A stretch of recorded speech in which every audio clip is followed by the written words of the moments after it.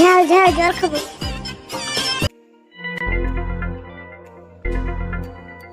এই নে জল। এত গরম জল। পালা রাজু।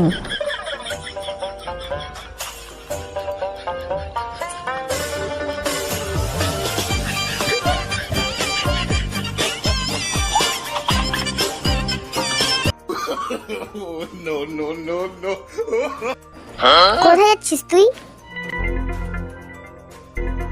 ম্যাডাম, গাড়িতে গাড়ির মালিক আছে।